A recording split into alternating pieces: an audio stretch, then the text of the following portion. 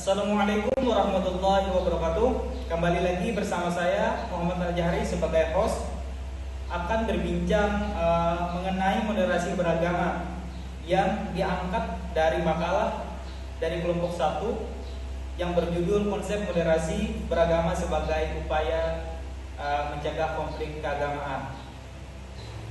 Oke, baik, untuk perbincangan lebih lanjut, maka dari itu saya mengundang teman-teman saya dari kelompok 1 sebagai narasumber. Yang pertama yaitu Anidia Elsa Fauzia, Cahya Alifia, dan yang selanjutnya Devi Safira Hidayatin. Baik, gimana kabar semuanya? Apakah baik? Alhamdulillah baik. Kali ini kita membahas apa sih? Moderasi beragama. Oke. Kenapa moderasi beragama ini sangat penting sekali, terutama di generasi muda seperti kita sekarang nih, Gen Z lah katanya. Jadi moderasi beragama itu sendiri penting untuk generasi muda seperti kita itu sebagai kontrol kita untuk tidak ikut arus kebencian ke kanan atau ke kiri dan ke arah ekstremisme. Karena kita sebagai generasi muda sendiri hidup di zaman yang apa-apa serba digital, informasinya udah cepat, penyebaran informasi udah cepat, jadi kita bisa aja kemakan berita hoax atau berita-berita yang kita nggak tahu dasar faktanya seperti apa. Oke, lalu pencegahan untuk semua itu atau supaya kita lebih berhati-hati lah dalam bermain sosial media, tidak menyebarkan hoax. Lalu bagaimana cara pencegahannya agar tidak terjadilah suatu kejadian tersebut? Cara pencegahannya itu sebenarnya dari diri kita sendiri. Misalnya kita ketemu nih video di platform TikTok atau medsos lainnya, misalnya itu membahas isu yang mengait tentang agama atau tentang perbedaan suku atau budaya yang sekiranya isunya sangat sensitif, kita harus mencari dasar dari berita itu benar atau hanya hoax yang dibesar-besarkan. Jadi kita tuh harus berhati-hati gitu ya dalam main sosial media biar kita nggak cepat kemakan berita hoax gitu. Iya, soalnya pasti nggak sedikit anak-anak muda yang sering kemakan hoax atau berita-berita yang berisu sensitif. Jadi akhirnya kayak ikut terbakar emosi, cuman kayak iya nih, gitu banget deh. Padahal kita sendiri nggak tahu kenyataannya gimana. Itu karena kita belum nyari tahu sumber dari aslinya. Iya.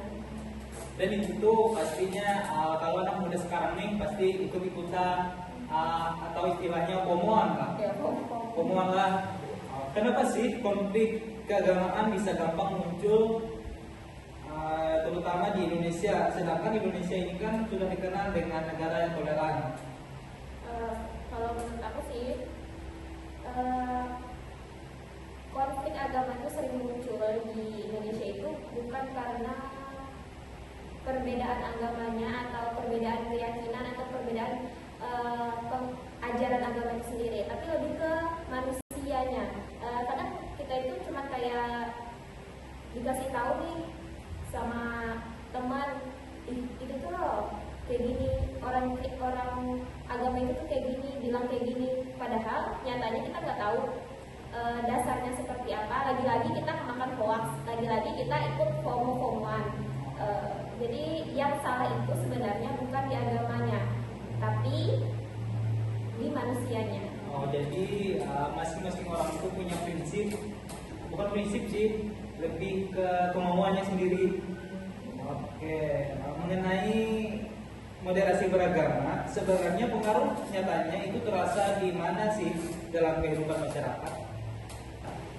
Terasa seperti kayak kita berbincang sama mereka, contohnya kayak kita saling menghormati, terus juga kita bisa menerima pendapat mereka dan juga nggak gampang menghakimi mereka gitu. Misalkan kayak ada permasalahan gitu, jadi kita kayak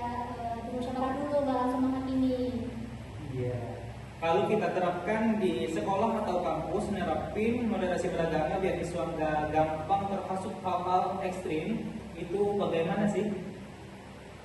Pendapat dari Alivia deh.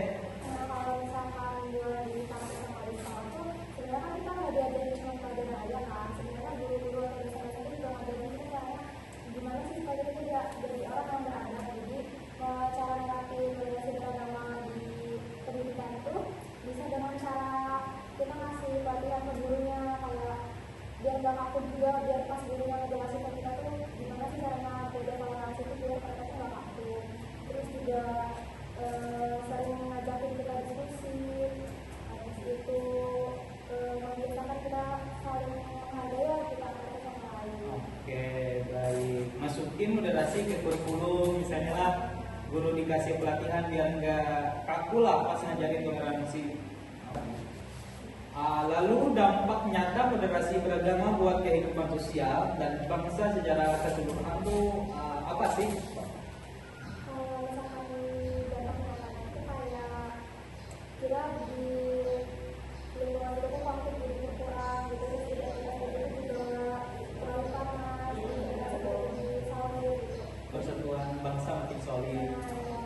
Jadi kalau misalkan moderasi beragama itu anggapannya kayak lem yang melekat banget gitu lah buat kita tuh bersatu gitu, walaupun kita semua beda-beda agama.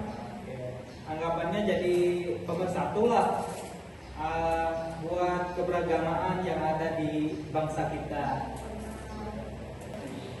Mungkin itu saja yang dapat kami sampaikan. Jika ada salah kata atau salah perbuatan kami mohon maaf.